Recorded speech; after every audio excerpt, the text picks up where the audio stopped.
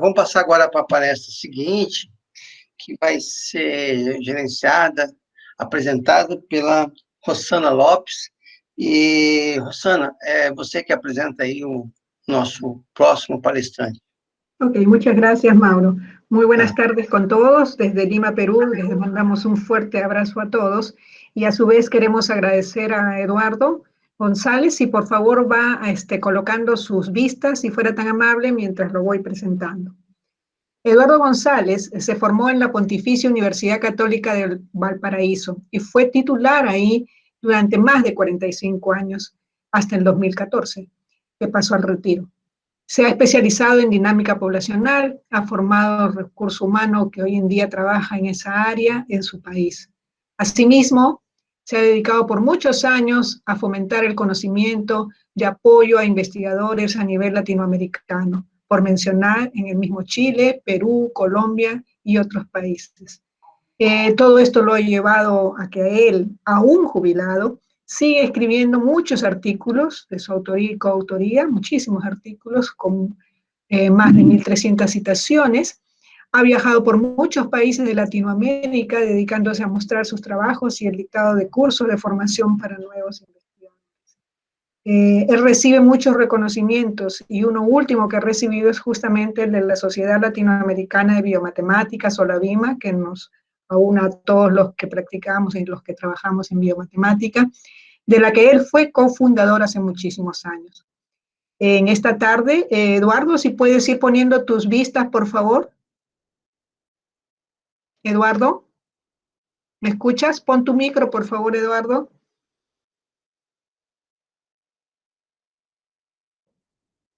¿Está Eduardo? Eduardo, tu micro. Eduardo, ¿me escuchas? Eduardo. Eduardo González, sí, está sin audio. De repente tiene problemas. Eduardo. Está sin audio. Sí, está sin audio. Eduardo, está sin audio.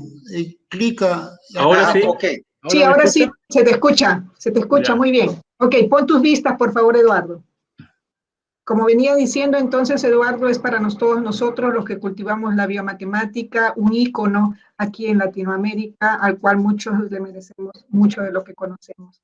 En esta tarde, Eduardo nos va a ofrecer la charla Bifurcaciones, periodicidad y múltiples estabilidades en modelos de depredación de tipo Gauss, una breve descripción.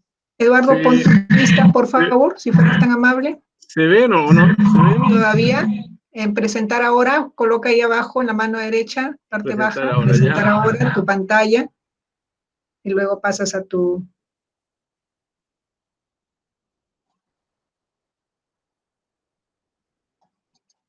vistas. Ok, ya está. La pones en pantalla grande. No la veo yo en este momento. Tu presentación, coloca tu presentación. Prende tu presentación. ¿Se ve? Correcto. ¿Y ya la puedes poner en grande? Sí, puedo ponerla correcto, en grande. Pantalla completo.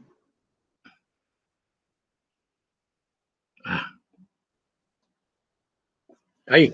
Perfecto, Eduardo. Puedes empezar. Se ve muy bien. Muchas gracias, Eduardo, por aceptar la invitación. Tienes 45 minutos. Gracias. Okay.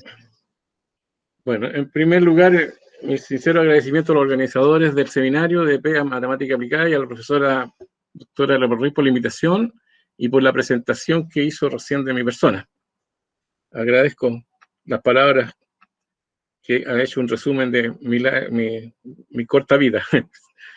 Bueno, la idea de este trabajo es más bien hacer propaganda a los modelos ecológicos simples, ¿no? Y no voy a presentar tantos detalles matemáticos como a lo mejor le gustaría mucho a la mayoría de los palestrantes o de la gente que asiste a esta palestra. Nosotros trabajamos modelos de dinámica de poblaciones desde que han propuesto desde año 1926, cuando el matemático italiano Vito Volterra hizo una descripción de un modelo en el cual se consideraba la depredación entre dos especies. Y de ahí en adelante han surgido muchos modelos que han agregado complejidad a este modelo básico. Un programa importante que ha guiado nuestro trabajo es establecer condiciones para ver si existen o no ciclos límites dentro de los modelos y que equivalen a la existencia de ciclos ecológicamente estables, como expreso más adelante, ¿no? Este es un problema que está abierto aún en todos los modelos, en todos los sistemas matemáticos, incluso sistemas planares, y en el caso de la dinámica poblacional también.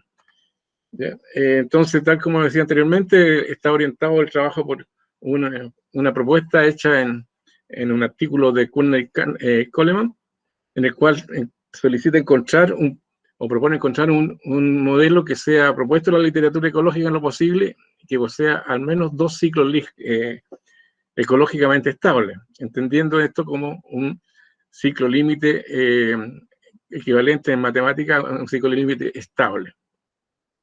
Tal como decía anteriormente, este es un problema que está abierto aún y que fue propuesto en el año 1900 por David Hilbert en el Congreso de Matemáticas, y aún no tenemos claridad cuál es la cantidad de ciclos límites que puede haber en un sistema planar, un sistema bidimensional. Bueno, para entrar al tema, tenemos que decir que en el mundo de la naturaleza hay diferentes maneras de relacionarse de las especies, ¿no? Y usualmente uno conoce cadenas tróficas o redes alimenticias, y dentro de las cadenas tróficas existen algunas interacciones entre dos especies exclusivamente, las cuales son principalmente la depredación, la competencia entre individuos de especies distintas, la simbiosis o mutualismo, y también otras como el huésped hospedero o bien amensalismo y comensalismo. Como decía anteriormente, el primer modelo fue propuesto por el matemático Vito Volterra, que después de conversar con un biólogo italiano, D'Ancona, Umberto D'Ancona, él propuso el modelo que aparece acá, que es un sistema no lineal, que tiene propiedades bastante simples, pero que fue cuestionado inmediatamente de aparecer porque no refleja un problema dinámico real.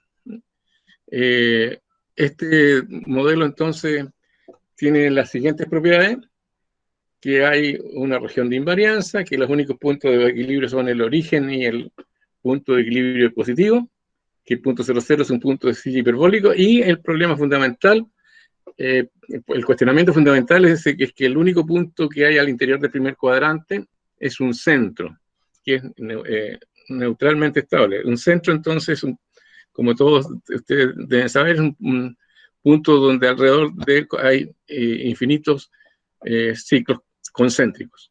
Eso es un problema que en la naturaleza no se da, y por eso entonces fue cuestionado. Sin embargo, en la naturaleza existen interacciones de depredación en que hay ciclos, y esos han sido registrados en la literatura. Por ejemplo, el lince y la liebre del Ártico, una polilla de los bosques en árboles de los Alpes suizos, y el lemming vegetación en el norte de Europa, en Finiscandia, que se llama el lugar. Estas variaciones están registradas a través de tabulaciones que se han hecho desde muy antiguo. La lince y la liebre del Ártico están registradas desde 1750 aproximadamente, y mientras que el lemming vegetación de 1842. Entonces aparecen ciclos comúnmente en la naturaleza, y se pide que sean ecológicamente estables, es decir, que deban ser insensibles a otras perturbaciones, ¿no? Que no sean propias de la interacción entre las dos especies. Como es sabido en la matemática, hay tres tipos de bifurcaciones principales de ciclos límite. Eso lo podemos ver en el libro de Geico del año 2003. En primer lugar, la bifurcación de la nueva forma, en el cual hay un punto de equilibrio que es centro o foco de ese tipo, o la bifurcación de un ciclo separatriz a partir de una trayectoria cerrada, y la bifurcación de ciclos límites múltiples, concéntricos. La más simple de todas, por supuesto, es la bifurcación de Hopf o Andronov-Hopf, y cambia cuando hay un parámetro que cambia sus valores, y que es fundamentalmente la traza en el caso de los sistemas planares.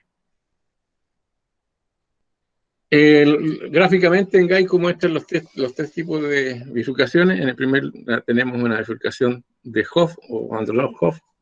En la siguiente figura, la 2 es la bifurcación a través de una homoclínica, de una separatriz homoclínica, y en el caso tercero, la bifurcación de un ciclo límite múltiple, que de ahí tenemos un punto de equilibrio. En este caso se muestra un punto de equilibrio de debilidad 2, porque muestra 2 ciclos límites solamente, pero la debilidad de los centros focos no hay que determinarla, ¿no? Y no es un problema sencillo.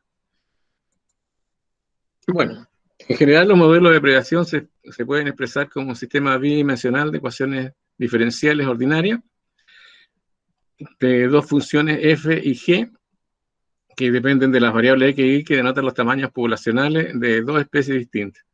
En general, con un sistema de este estilo se puede modelar la depredación, la competición o el mutualismo en general, ¿no? Y para eso, entonces, las funciones f y g tienen que cumplir ciertas propiedades matemáticas. En general, se pide que las funciones f y g posean derivadas parciales continuas en todos los órdenes. Sin embargo, hay muchos modelos en que esta exigencia no se cumple. Una propuesta también antigua es la que fue formulada por el profesor Andrei Kolmogorov en años 36, en el cual propone que los modelos de interacción entre especies sean de la forma X por una F minúscula, que también depende de las poblaciones X e Y, y lo mismo para el crecimiento de la población de depredadores, Y por G de Y. Entonces, en este caso, se tiene que los ejes coordenados son conjuntos invariantes, y por lo tanto, toda la descripción del sistema se hace en el primer cuadrante.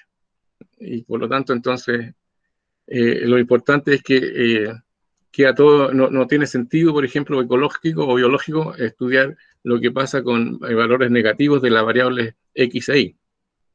Sin embargo, las posiciones podrían ser no diferenciables, como han sido propuestos en algunos modelos de interacciones entre especies.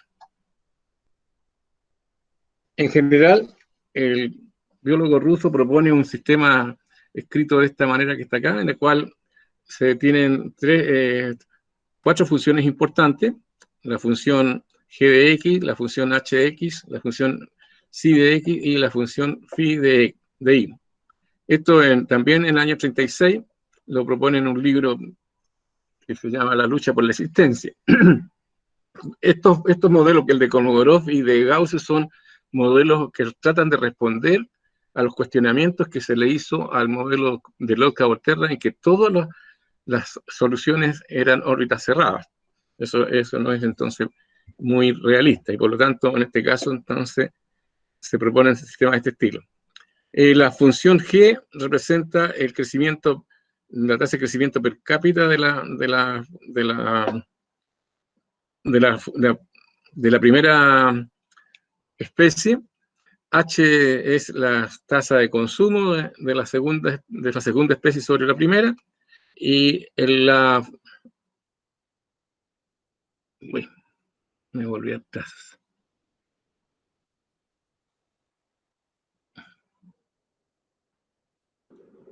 Sí, solo es tu Ahí está la pantalla completa. No. Correcto. Tenía que volver atrás. La función phi de y es la mortalidad de los depredadores, y psi de x es una función que se llama la respuesta numérica, que es la función en que parte de lo que se consume por los depredadores pasa a la segunda ecuación. Entonces, tenemos esas dos funciones que son las tres funciones que son importantes. Usualmente, la función psi de x se supone que es linealmente dependiente de la función h de x. Eso significa que la respuesta numérica se supone proporcional al consumo que hacen los depredadores. Entonces, en realidad, la mayoría de los modelos se refieren a esta función, pero hay posibilidades también de hacer funciones que sean distintas a esta condición, ¿no? Algunos ejemplos que colocamos acá son para funciones de mortalidad por parte de los depredadores. Por ejemplo, la mortalidad es dependiente de los encuentros entre los propios depredadores. Ahí falta esta función multiplicada por y, la que nos da lo que estoy diciendo, que es la dependencia de los depredadores, y se llama la C, la mortalidad natural de los depredadores. Esta otra función también se toma un término negativo, elevado al cuadrado, lo que indica que hay interferencia entre los depredadores cuando consumen a las presas. Entonces, la mayor parte de los modelos de tipo Gauss corresponden a modelos que se llaman modelos compartimentados o de transferencia de masa o energía. Lo que sale de la primera parte pasa a la segunda. O sea, si sale de algo de esta primera ecuación, de este primer compartimento, pasa al segundo compartimento. Esos son modelos de tipo Gauss. Te voy a mostrar otro tipo de modelos que no siguen esa regla y que son bastante estudiados, como el caso del modelo propuesto en 1948 por Leslie, en el cual la segunda ecuación no corresponde a hacer un modelo compartimentado. Al revés, esta ecuación de la primera ecuación, que es de las presas, y la segunda ecuación, que es de los depredadores, es muy similar. La diferencia es que esta es la capacidad de soporte del medio ambiente para las presas. Acá esta capacidad de soporte es proporcional a la cantidad de presas que existen. Entonces, este es un modelo distinto, que no voy a referirme más a él en todo el resto del trabajo, pero es toda una línea de trabajo que hay colocando modelos de esta forma para ¿cómo se llama?, entender la dinámica entre dos poblaciones, en la cual una es la presa y el otro el depredador. Lo importante es que en estos modelos hay supuestos biológicos para simplificar las situaciones. Por ejemplo, todos los cambios que se producen son debidos a nacimiento y muerte. No hay mortalidad por otras causas que no sean estas que tenemos acá. Los tamaños poblacionales cambian continuamente con el tiempo. También uno podría pensar que los tamaños poblacionales podrían cambiar en algunos periodos de tiempo, como sucede con algunas especies, ¿no? Hay periodos de aparición, otros tienen un crecimiento cada ciertas unidades de tiempo. En ese caso tendríamos modelos discretos. No consideramos factores abióticos influyendo en el crecimiento. Por ejemplo, no hay influencia de fenómenos como el fenómeno El Niño o incendios en un medio ambiente, etc., ¿no? Se asume que la población está homogéneamente distribuida en el espacio. Si uno no acepta esta situación, entonces una forma para modelar una interacción de depredación debería ser con ecuaciones diferenciales en derivadas parciales, por ejemplo, para distribuir, para ver, y hay bastante trabajo al respecto, ¿no? Así que sí, como este seminario es de EDP, uno podría ver que hay bastantes trabajos dedicados al tema que nosotros estamos hablando, pero considerando ecuaciones diferenciales parciales. Por ejemplo, si se considera un fenómeno que se denomina prey taxis, la acumulación de las presas en cierto lugar. Bueno, esas son consideraciones que se tienen que tener presente cuando uno obtiene los resultados. Bueno, también tenemos que pensar que las variables y los parámetros son de naturaleza determinista, y si eso no lo acepta uno y quiere que sean de manera estocástica, entonces tendríamos que usar ecuaciones diferenciales estocásticas. Hay una cosa importante, que para los modelos no existe generación espontánea, es decir, Si un tamaño de población es nulo en una cierta área, entonces no puede pensar que va a crecer. La principal problema que tenemos en general cuando nosotros damos a conocer nuestros resultados es que nuestros modelos matemáticos son creíbles. Y uno podría decir entonces que los resultados son válidos y de acuerdo a los razonamientos matemáticos y a los teoremas que hayan demostrado, en base a esos supuestos que dijimos anteriormente, pero no significa que con eso ¿cómo se llama? Las interacciones del mundo real deban cumplir con todos los requisitos que nosotros le estamos poniendo.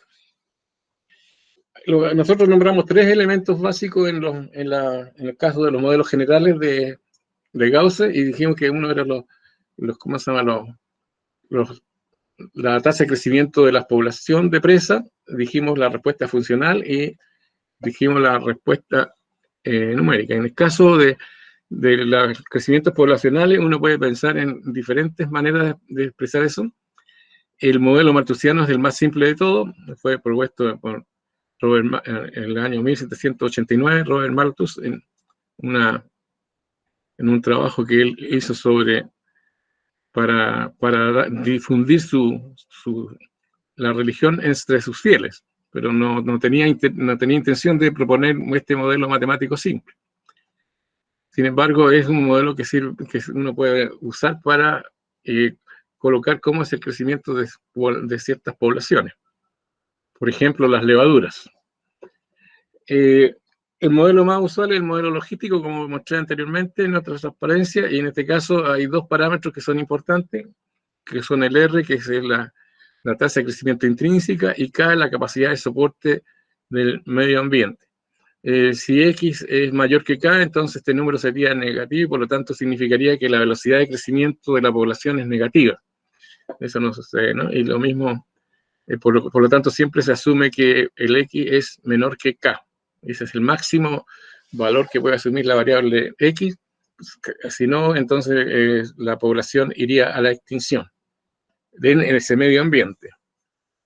Existe otro modelo que tiene una gráfica parecida, que es el modelo de Gomper, que en este caso es una parábola vuelta hacia abajo. Este otro no es una parábola, pero sí muy parecida a ella.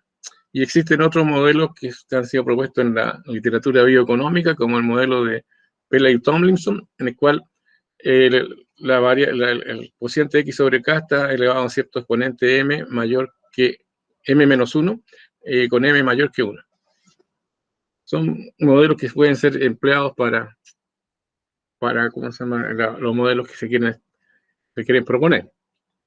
La respuesta funcional era el segundo elemento que decíamos que era importante dentro de la interacción de depredación, y es la respuesta funcional de los depredadores. Se refiere a la cantidad de presas atacadas por un depredador en cada unidad de tiempo, cuando la población de presas está cambiando. Las respuestas pueden ser solo dependientes de la presa, como se indica acá con la función h de x, de las presas tendría que decir acá, y estas funciones fueron clasificadas en 3 tipos por el año 59, y se agregó una nueva el año 1984 que tiene una característica distinta, como voy a mostrar más adelante.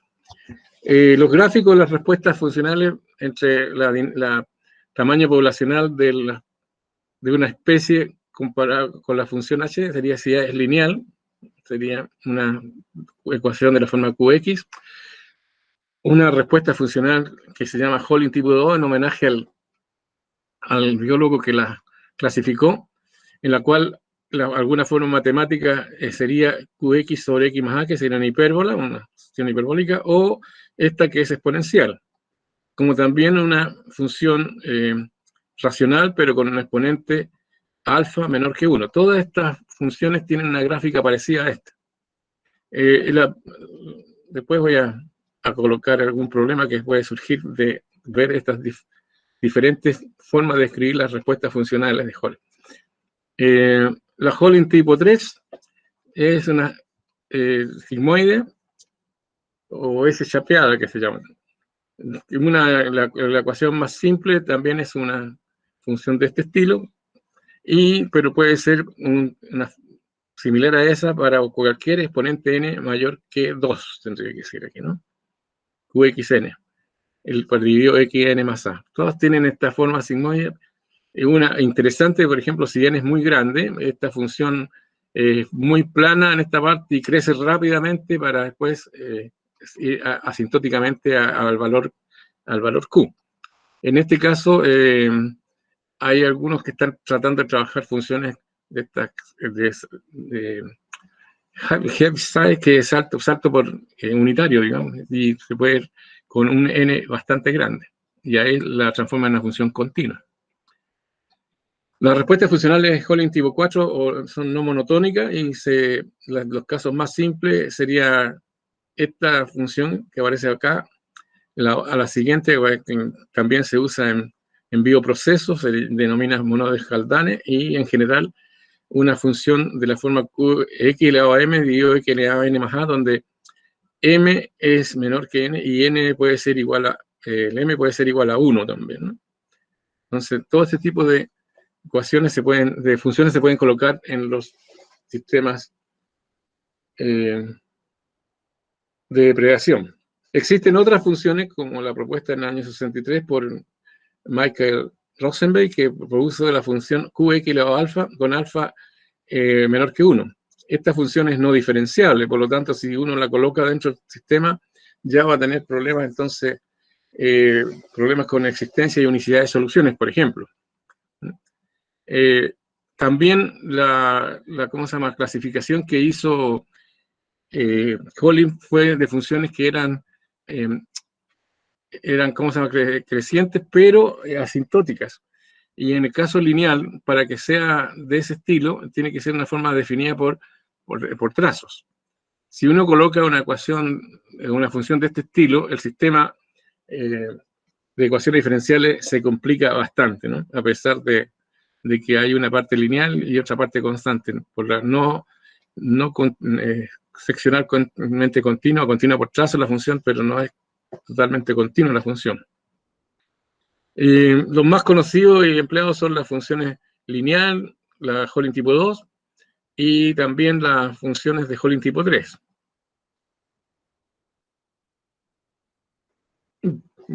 Pero no solamente las respuestas funcionales pueden ser dependientes de las variables primeras, sino que también de ambas poblaciones. Y en ese caso, entonces, también han sido propuestas varias otras. Por ejemplo, las funciones que se llaman en ratio dependiente, de la forma qx sobre x más ai, y la otra que aparece cuadrática acá, también. Y el año 1975, dos ecólogos distintos con su grupo de estudio propusieron funciones más complicadas como la que aparece acá, ¿no? Después han sido propuestas otras más, como la Crowley-Martin y la Hasse-Balley, que aparecen dependientes de ambas variables. Y también podría proponerse una que pedía exclusivamente la función de la variable segunda, del tamaño poblacional de los depredadores. Bueno, voy a mostrar un resumen de modelos con función de crecimiento logístico y dando a conocer las principales propiedades de ellos, ¿no? El más simple de todo es el modelo que se llama de Volterra, que modifica justamente el modelo de Lotka-Volterra colocando la función de crecimiento logístico. Si algunos se acuerdan, en el modelo original de Lotka-Volterra este término no aparece. Pero acá este cambio hace inmediatamente que el sistema que aparece acá ya no tiene todas las propiedades, o sea, las soluciones cíclicas como aparecían en el caso del modelo Volterra, repito.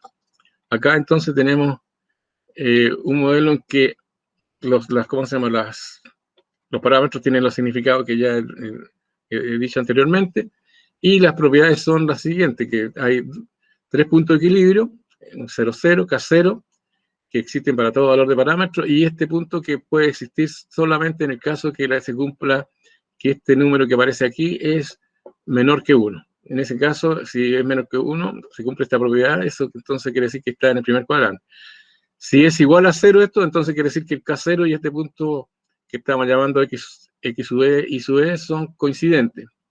y si este número es negativo, entonces el X sub E y sub E está fuera del primer cuadrante, y el punto K,0 pasa a ser en ese caso un punto de equilibrio localmente estable y globalmente estable. En ese caso, entonces, si se cumple la propiedad de existencia del punto de equilibrio en el interior del primer cuadrante, entonces el punto K0 es una silla hiperbólica, lo mismo que el 0, 0. Y el único punto de equilibrio interior es un punto que es global asintóticamente estable, y la estabilidad local se determina mediante el teorema de la traza determinante, y la estabilidad global se muestra construyendo una función de Lyapunov. En ese caso, entonces, tenemos las propiedades que cambian totalmente. Además, existe una región de invarianza y las soluciones son todas acotadas. Eso es importante, que las soluciones acotadas significa que el sistema está bien planteado. ¿Por qué decimos eso? Porque no puede suceder que cuando X tiende a 0, el tamaño de los depredadores tienda a infinito, ¿no? Entonces, para eso se requiere el lema 2 que aparece ahí, que las soluciones sean acotadas. Es decir, toda solución que entra tiene que caer nuevamente y irse a un punto de equilibrio, al punto de equilibrio que va a estar en el interior del primer cuadrante, que es lo global asintóticamente estable. En general, otros modelos de tipo Gauss, el modelo de Rosen-McCartan, que cual la respuesta funcional es ahora la función hiperbólica que mostrábamos anteriormente, y por supuesto una parte de lo que ingresa, que sale de este compartimiento, entra al segundo. Esta entonces la respuesta funcional hiperbólica. Nótese que cuando X tiende a infinito, esto tiende a Q. Los puntos de equilibrio son también el 0, 0, que es punto silla, el K0, que puede ser silla o un rector global, de acuerdo a las relaciones que existan entre los parámetros C, P y Q.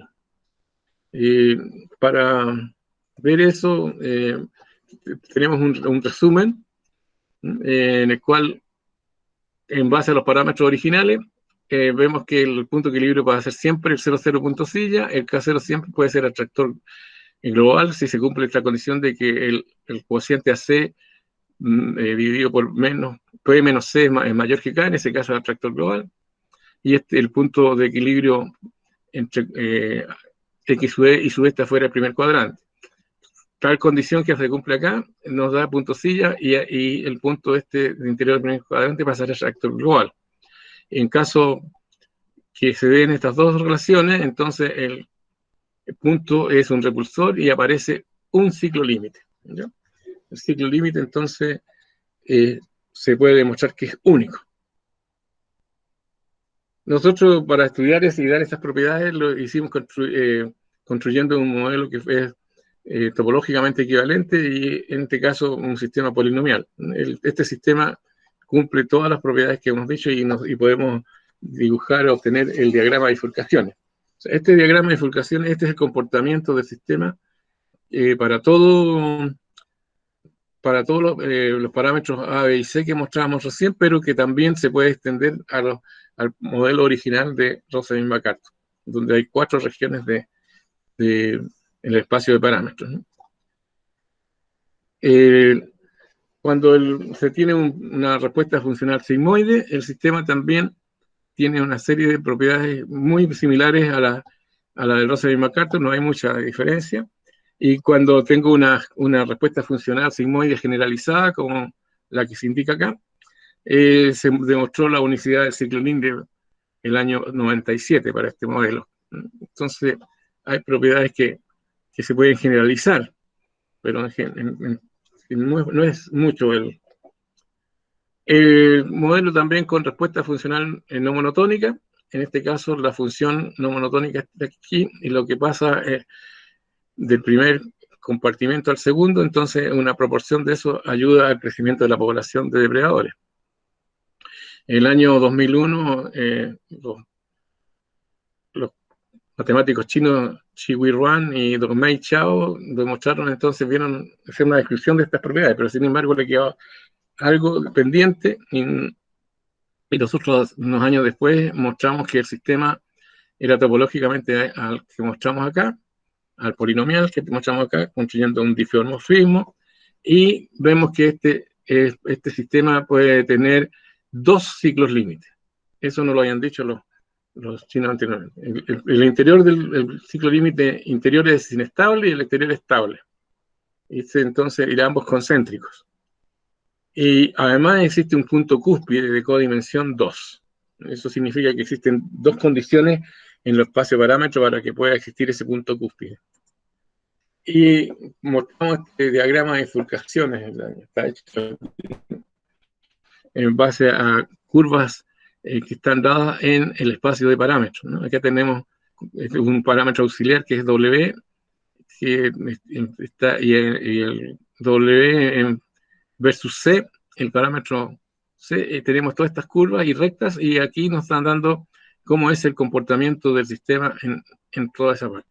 Hay una curva de semiestable, es decir, una curva donde aparecen 2 ciclos límite, como aparecen aquí, y después hay estos 2 ciclos límites colapsan en uno solo, en la curva de semiestable que hay. Y se hicieron también simulaciones con el programa P-Plane y se mostraron los 2 ciclos límites. Así que estaba eso para cierto valor de parámetro. Bueno, con esta idea que hemos dado recién, podemos construir nuevos modelos. Ahora colocando algunos fenómenos ecológicos que pueden darse entre las 2 especies. Los primeros se pueden construir modelos que consideren comportamiento antidepredatorio de la población de presas, como son el uso de refugio por una parte o fracción de la población, el comportamiento de rebaño, el agrupamiento o agregación, que es lo mismo, existencia de fenómenos inhibitorios para depredación, esto usualmente en modelos de bioprocesos, ¿no? Efectos inhibitorios. También los depredadores pueden mostrar comportamientos como son competición entre ellos o colaboración. En este momento hay bastantes trabajos, sobre hunting cooperation, trabajos que están apareciendo recientemente. Y la otra alternativa para modificar los modelos puede considerar captura de una o de ambas poblaciones. Y eso nos lleva a problemas también de control optimal, cuando es conveniente o no hacer una captura. Bueno, ¿cómo voy el tiempo? ¿Me alcanza el tiempo todavía? ¿Aló? ¿Tienes 12 minutos? Ya, voy a hablar del efecto Ali porque es un efecto que puede también ayudar a construir nuevos modelos. Este es un efecto que se da en algunas poblaciones que tienen y que usualmente se modela modificando el modelo logístico. Y pero en este caso se asume que hay un cierto crecimiento de la población, pero a partir de un cierto número positivo, que usualmente se denomina el umbral de efecto Lee. Este se debe a diferentes situaciones ecológicas, como son los efectos de reducción de vigilancia, hay problemas con la genética, hay dificultades en el apareamiento, hay problemas con la fragmentación de la población debido a que construcción de caminos o de ciudades, puede haber deficiencia en la alimentación, etcétera, y hay muchas causas entonces que pueden producir este fenómeno. Por ejemplo, un árbol que está aislado y que necesita de una pareja no puede crecer y va a finalmente morir.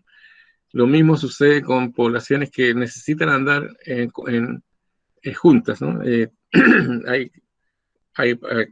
Deberían, ¿cómo se llama?, pasar ahí a ver hembras y machos para poder coexistir la población, ¿no? Y un número suficiente de hembras y un número suficiente de machos.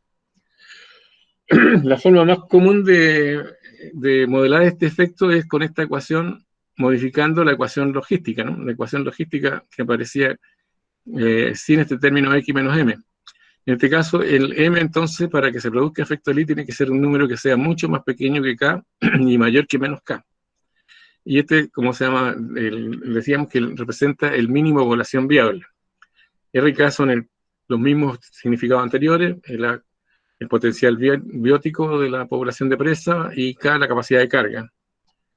Pero hay otros modelos, por ejemplo, este que tenemos acá también fue propuesto y fue deducido por unos ecólogos y dieron estas fórmulas matemáticas. También en este caso explicamos cuál es la gráfica de la función que representa el efecto Ali, en el segundo miembro de la ecuación anterior, para valores de M que están para ser positivo, esta que está en roja, para M igual 0, la que está en verde, y para M negativo, la que está en azul.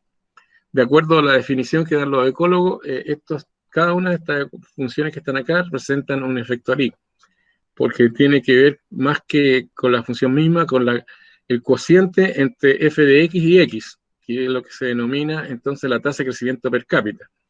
La tasa de crecimiento per cápita, para que tenga efecto Ali, tiene que ser positiva en algunos momentos y negativa en otros. La tasa de crecimiento per cápita de la ecuación logística es esta que tenemos acá, ¿no? En la recta. Y en el caso del efecto Ali fuerte, tenemos esta función que representa la tasa de crecimiento, esta parábola, es positiva hasta el cierto máximo, después decrece, y aquí ya se produce una situación similar a la logística. Cuando M igual a 0, lo mismo sucede, y cuando M es negativo. Y si M es más chico que menos K, resulta que esta parte negativa está antes del primer cuadrante. Por lo tanto, esta función que está aquí en verde representa un crecimiento, entre comillas, similar a lo que hace la logística, ¿no? Entonces no hay efecto Ali. Sin embargo, la función afecta a la dinámica del sistema. Bueno, existen muchas otras formas propuestas para el efecto Ali, algunas con exponenciales, como ejemplo esa fue propuesta en el año 57, y así sucesivamente. Este fenómeno fue descrito por Ali, Warner Ali, y por eso se debe el nombre a ese biólogo, y fue propuesta en 1930. Así que, y hay bastantes funciones bastante complicadas, como esta que aparece aquí, en que los parámetros tienen diferentes significados, pero no son muy difíciles de manejar en un sistema de ecuaciones diferenciales ordinario incluso, ¿no? Ya está, nada. Entonces, todas estas que aparecen acá se pueden, como digo, dar y incorporar a un sistema de ecuaciones. El modelo, de nuevo volvemos al modelo simple de Volterra con efecto Lie. Si de nuevo diciendo que si no está el factor X menos M, entonces tendríamos el modelo de Volterra anteriormente, que describimos sus propiedades. Y en este caso, entonces, vamos a suponer que M es mayor que 0, y por lo tanto va a tener propiedades muy similares al modelo de Volterra, ¿no? El único punto de equilibrio que existe está también rodeado por un único ciclo límite estable. Y eso fue demostrado en un trabajo que hicimos hace un tiempo atrás. Sin embargo, si se coloca otra función distinta para el efecto Lie, como la que tenemos acá, este factor que cambiamos, la situación de la cantidad de ciclos límites cambia, ¿no? Y este sistema, como usualmente en la técnica nuestra de estudiar, en vez de estudiar el sistema original, estudiamos el polinomial con menos parámetros. El estudio se reduce a forma más simple, pero no menos complicada, y puede demostrar que existen regiones de invarianza, existe que las soluciones son acotadas, los puntos de equilibrio van a depender de la disciplina de las presas, y suponiendo esta condición, entonces son puntos silla y 0, 0 es atractor. Existe curva separatriz en el espacio de fase determinada por la variable estable, el punto M0 y el punto 1, 0 sería, ¿no? Y que divide el comportamiento de las soluciones. Esto que queremos estar mostrando acá, la variable estable del punto M0, la variable atractora, y la variedad repulsora del punto 1, 1, que es un punto silla. Entonces, de acuerdo a las posiciones, algún momento se coinciden y se forma una heteroclínica, ¿no? Y de acuerdo a cómo estén ubicados las soluciones, vamos a tener soluciones entonces que ingresan a esta zona y tienen el punto 0CL como punto de omega límite, o bien puede ser un ciclo límite, como hemos dicho. En cambio, en esta situación, cualquier solución va a salir de esta zona y va a irse a alguna parte, tiene que irse a alguna parte. En ese caso, entonces, pasa a ser el 0,0, un punto atractor global es casi global de las soluciones. Es casi global porque no es global porque el punto CL es un punto del sistema, es una solución del sistema y es el único que no se va al punto 0,0. Entonces, el concepto de casi global es un concepto que se ha definido también para este tipo de sistemas, ¿no? Aquí hay, ¿cómo se llama? Algunos gráficos mostrando la asistencia electroclínica. Esto es con Maple, el pipeline de Maple. Ahí está la heteroclínica. También decíamos que de acuerdo a la posición de las variedades estables e inestables, son la situación del punto de interior del primer cuadrante, si acaso es foco, o es foco atractor o foco repulsor, o nodo atractor o nodo repulsor, o foco débil. Y en este caso, cuando hablamos de foco débil, es que significa entonces que podría ser de la debilidad de mayor de 1. En este caso, entonces, hay diferencias con el primer modelo de Volterra en que se colocaba el efecto Ali simple, entre comillas, y el que tenemos acá, y acá, en nuestro caso, existe 2 ciclos límite, ¿no? En el modelo de Volterra con doble efecto Ali, hay 2 ciclos límite, mientras que cuando el efecto Ali es simple, hay un único ciclo límite. Eso implica entonces que las soluciones de los sistemas de ecuaciones o la descripción de la dinámica depende mucho de las formas algebraicas que se pongan para describir los fenómenos ecológicos. Esa es la principal conclusión, ¿no? 2 minutos, Eduardo. Ya está. Voy a pasar por alto el modelo de efecto Ali. Aquí está el diagrama correspondiente, diagrama de bifurcaciones. Y con doble efecto Ali pasa lo mismo, pero resulta que en ese caso hay un único ciclo límite y voy a tener diagramas de bifurcaciones como los que entregamos acá para el caso del caso del modelo Lotka-Volterra de doble efecto Ali. Y voy a mostrar, bueno, para la respuesta funcional monodrómica pasa más o menos lo mismo. Hay gráficos de interés ahí que el 0,0 siempre resulta un punto de atractor cuando hay efecto Ali fuerte. Y tenemos entonces un siguiente cuadro, cantidad de ciclos límite, modelo tipo Gauss, cuando la respuesta funcional es la lineal, la hiperbólica, la sigmoidea o la no monotónica. Entonces, si el modelo es el logístico, no hay ciclos límite. Si se pone esta, hay un ciclo límite. Si se pone esta otra, hay un ciclo límite. En el caso de la no monotónica, hay 2 ciclos límite. En el caso del ciclo simple, cuando hay efecto Ali fuerte, pero simple, en ese caso, cuando está la lineal, aparece un ciclo límite. Se mantiene en el caso de la hiperbólica, y cuando hay una sigmoidea aparecen 2 ciclos límites. Y acá lo interesante es que en la monotónica, que en el caso sin efecto Ali habían 2 ciclos límites, eso disminuye a 1 en el caso con efecto Ali. Bueno, y hay problemas pendientes cuando colocamos la sigmoidea y colocamos efecto Ali fuerte, o sea, un trabajo que no está terminado, y lo mismo sucede con la respuesta funcional no monotónica. No sabemos qué sucede con... Y lo mismo pasa con los efectos Ali débil, ¿no? Bueno, ese cuadro entonces nos da una idea de cómo son las interacciones y algunos comentarios finales que esto, como decía anteriormente, hay fenómenos por el cual deberían ser incluidos para ver si acaso hay más o menos ciclos límites, o cambia o no cambian las dinámicas poblacionales con los fenómenos que decíamos anteriormente que podían ser incorporados. Y lo que sí importa en este momento es que todos estos modelos tienen que tener ciertos atributos y condiciones para que sus resultados sean creíbles.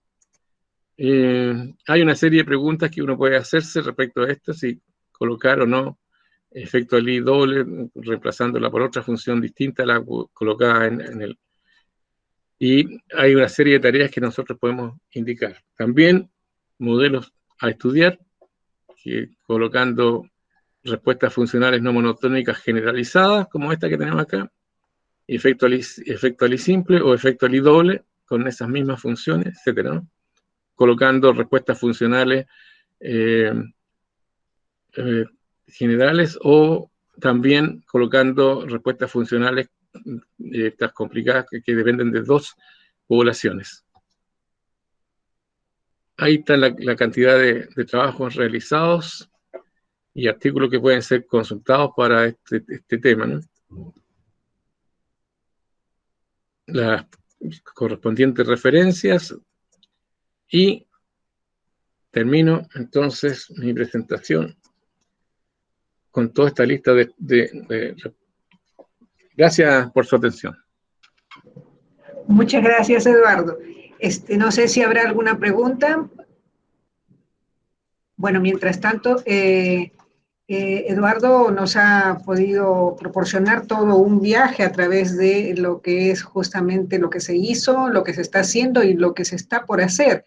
Eso es de mucha importancia para los investigadores que estamos actualmente dentro de esa área y para la formación de los nuevos investigadores justamente para el tema de tesis. Acá hay una pregunta, es de Josué, saluda a Eduardo, dice, gracias por su exposición, ¿podría comentar sobre si hay algún cambio significativo en el análisis cuando la respuesta funcional es continua, pero no diferenciable? Sí, lo dije al pasar, pero la principal consecuencia es que podrían haber soluciones que llegan en tiempo finito a algunos de los ejes, principalmente al eje vertical. Eso en general en sistemas de ecuaciones diferenciales ordinarias no sucede usualmente porque ¿cómo se llama? El acercamiento, entre comillas, debe ser en tiempo infinito, o sea, debe ser asintótico. Ese es un primer cambio que puede producirse. Y el segundo cambio es que uno de los ejes o alguna parte, las soluciones no son únicas. Por ejemplo, si uno considera la respuesta funcional Qx elevado a alfa, donde alfa es menor que 1, la lineal es Qx, la que estoy diciendo yo es Qx elevado a alfa. En ese caso, el eje vertical porque el eje vertical pasan dos soluciones, o sea, el sistema deja de ser lipschitziano. No es Lipschitz. Y ese es un problema que tiene que ser resuelto matemáticamente, por supuesto. ¿Aló? ¿Nos escucha? Sí, se escucha. Sí, estamos escuchando. Ya, esa es mi respuesta. O sea, cuando no es diferenciable, no hay, o sea, hay trabajo matemático por hacer previo. O sea, uno de ellos es, como decía anteriormente, la unicidad de soluciones en algunas partes y otras que pueden llegar en tiempo finito. Desde el punto de vista ecológico, eso también tiene problema porque se supone que las poblaciones, si se van a la extinción, debieran irse a la extinción en mucho tiempo y no en corto tiempo. Pero resulta que hay fenómenos en los cuales en corto tiempo una población puede ser extinguida. También. Por ejemplo, un cardumen de peces que es atacado por ¿cómo se llama? Por varios depredadores, por conjuntos de depredadores, se lo pueden agotar en poco tiempo. Eso sucede. Josué, ¿respondí la pregunta? Ok, sí, creo que sí. Bueno, ¿alguna otra pregunta? Muy interesante. Muchas gracias, Eduardo, por tu excelente exposición que apoyará a muchos de los que estamos aquí presentes y también para la divulgación, que es uno de los objetivos principales que tiene este seminario de EDP y matemática aplicada. Muchas gracias por tu participación, Eduardo. Te lo Muchas agradecemos. gracias, Rosana, por la posibilidad de presentar este trabajo. Gracias. Ok, gracias, Eduardo. Le doy el paso a Mauro para que despida esta 14ª edición. Ok, Rosana, muito obrigado. Rosana Lopes, obrigado, professor Eduardo. Parabéns pela palestra. Quero agradecer a todos pela participação nesse seminário de confraternização, de amigos, e disposição dos seus trabalhos individuais. Conto com vocês na próxima, daqui 15 dias, e espero a presença de todos para mais uma sessão de seminário de EDP e Matemática Aplicada. Muito obrigado a todos e tenham uma boa quinzena sem Covid, por favor.